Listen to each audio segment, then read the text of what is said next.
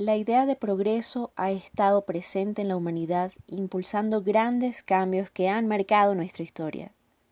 La estandarización ha jugado un rol determinante en los procesos, en los productos y en los servicios, y ha servido para impulsar la competitividad y la economía mundial. Mi nombre es Ana Redondo y esto es Encontrando el telón de fondo en los hallazgos de la investigación, del libro El telón oculto de la estandarización, de la profesora Miriam Escobar Valencia.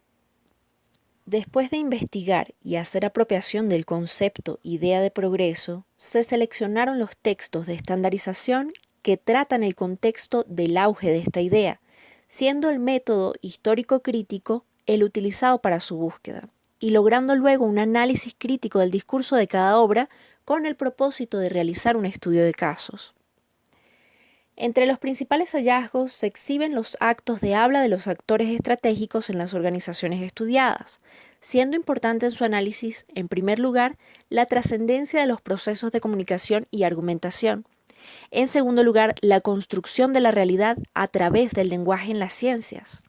En tercer lugar, el lenguaje como medio de construcción y transformación de la realidad, especialmente en aquello referente a la desnaturalización de abusos de poder y las incoherencias discursivas que llevan a los mismos. Para poder identificar los textos emblemáticos de la estandarización, autores y postulados fundamentales, se utilizó el método histórico crítico y se plasmaron en secuencia cronológica. En un primer momento vemos que el apogeo de la idea de progreso permite la manifestación evidente de la estandarización en el contexto de calidad a partir de la revolución industrial. Un segundo momento tiene que ver con la estandarización posicionada en los procesos productivos y el surgimiento de los primeros textos emblemáticos que la fundamentaron. El tercer momento corresponde a la innovación industrial como respuesta a la crisis del gran surgimiento de la estandarización. Cuando se piensa en estandarización es necesario relacionarla con actividades industriales. Es por esto que en el apogeo de la idea de progreso a partir de la revolución industrial del siglo XVII se hace evidente la manifestación de la estandarización en el contexto de calidad. Esta fue impulsada en Inglaterra tras converger, en primer lugar, la participación de agricultores y comerciantes en el gobierno, en segundo lugar, la acumulación de grandes flujos de capital provenientes del comercio, en tercer lugar, la existencia de enormes fuentes de carbón en el territorio y en cuarto lugar, las corrientes religiosas provenientes del protestantismo. Es con esta nueva visión religiosa que se difunde una concepción moral y ética que proclama el trabajo y al beneficio obtenido como un reconocimiento de Dios que debe ser reinvertido para generar más trabajo y más progreso a los hombres, tomando por esta razón mayor relevancia la figura del empresario. Con la revolución industrial se inicia un proceso en el que se sustituye parte del trabajo físico del hombre por máquinas, mejorando, por ejemplo, el transporte marítimo, lo cual trajo significativos cambios económicos como la posibilidad de ampliación de los mercados, la apropiación de nuevos territorios y la demanda de nuevos productos. Es ante estos logros que surge la idea de progreso en medio de una sociedad que concentra sus aspiraciones de una vida mejor en las posibilidades ilimitadas del uso del conocimiento, para alcanzar el progreso futuro enfocándose en un camino gradual de bienestar hacia un mejoramiento constante. El progreso afecta dos aspectos: el perfeccionamiento del saber y el perfeccionamiento de la naturaleza humana a través de la moral y la espiritualidad. Esto es, la búsqueda de la felicidad, tranquilidad y libertad. La idea de progreso en la mentalidad de la sociedad occidental impulsó cambios transformadores en distintos niveles. Esta idea ha tenido diversos sentidos de acuerdo al momento histórico en el que se aplica. Para Lucrecio y Aristóteles significaba el cambio para el perfeccionamiento de la naturaleza y la vida humana. Por otra parte, los cristianos pensaban que la historia del mundo tenía una dirección y se desplazaba hacia un futuro glorioso. Es a partir del Renacimiento, con las ideas de Francis Bacon, que se afirma que el aumento del conocimiento es la razón por la cual la era moderna está más adelantada que las pasadas. La idea actual de progreso está formada por dos concepciones de la Europa de los siglos XVII y XVIII, siendo sus principales exponentes el abate Saint-Pierre y Condorcet. El primero señala la unión del progreso y las ciencias para el fortalecimiento del conocimiento, así como también la posibilidad de mejorar las características del hombre a través de instituciones o leyes adecuadas.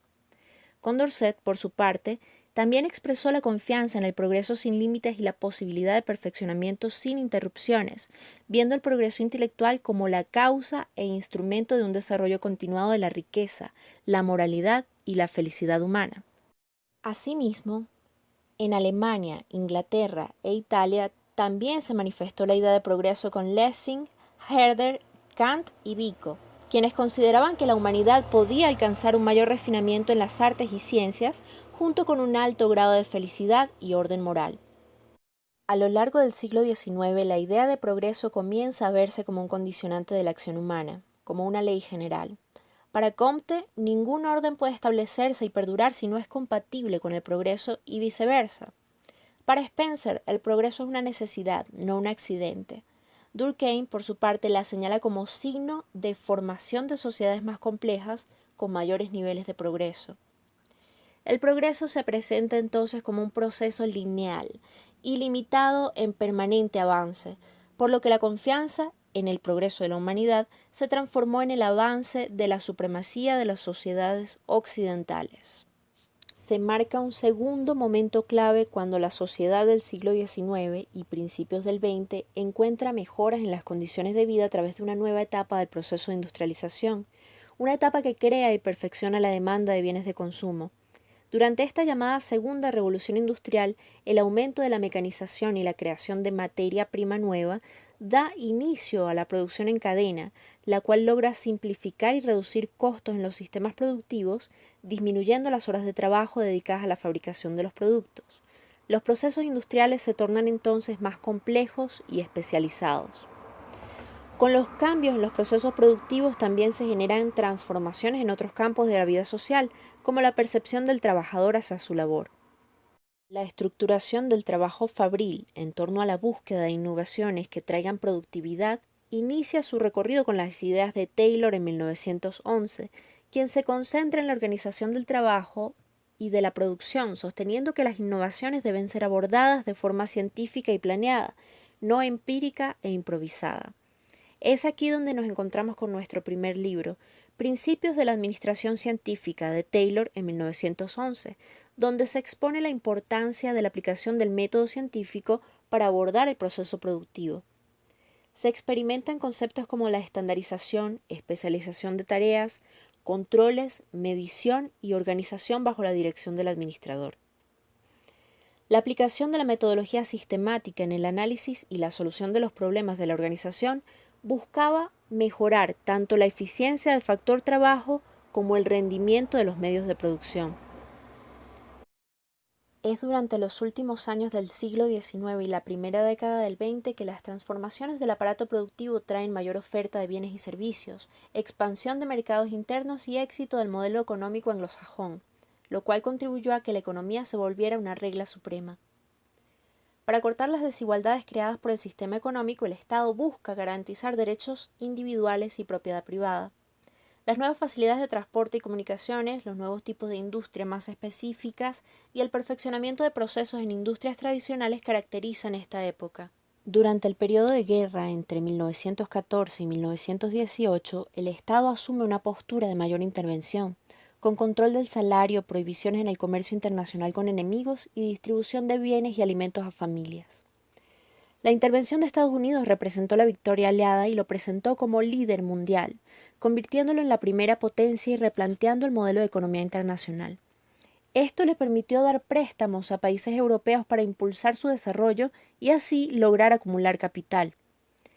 Aún después de pasar por un desequilibrio económico posguerra, a partir de 1920, pudo prestar dinero a países europeos para importar sus bienes y productos, recuperando su crecimiento industrial y un estilo de vida de progreso económico, conocido como The American Way of Life. En la expansión económica de Estados Unidos en 1921, el Estado no interviene en la economía, lo que resulta en la concentración de riquezas en pocas organizaciones y la ausencia de legislación que protegiera al trabajador. Fue con la aplicación de la Organización Científica del Trabajo de Taylor que aparece el control de calidad a manos de supervisores que verificaban que se cumplieran las características y los tiempos de producción estipulados.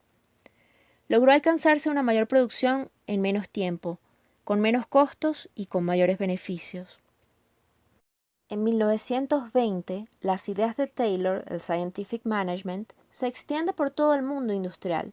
La Western Electric Company crea un departamento de inspección independiente en 1924 para respaldar las actividades de Bell Telephone, iniciando el ciclo PHVA y la ficha de control, usadas en la elaboración de productos en serie.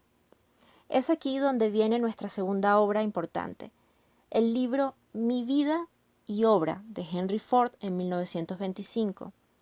Se aplican cadenas de montaje en la industria automotriz y ya en 1945 este tipo de organización de trabajo se extiende a otras áreas.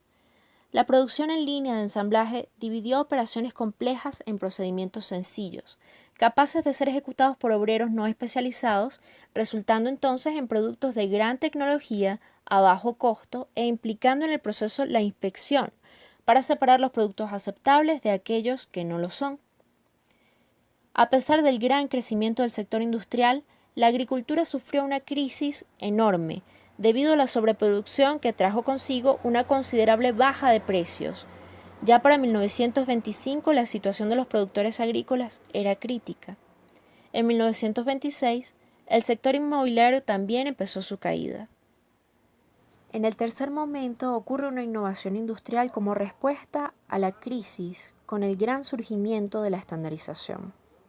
La causa de la crisis fue el subconsumo, que a su vez se debió a que los mercados de bienes durables estaban saturados. Se combinaron entonces dos factores, el subconsumo y la subinversión.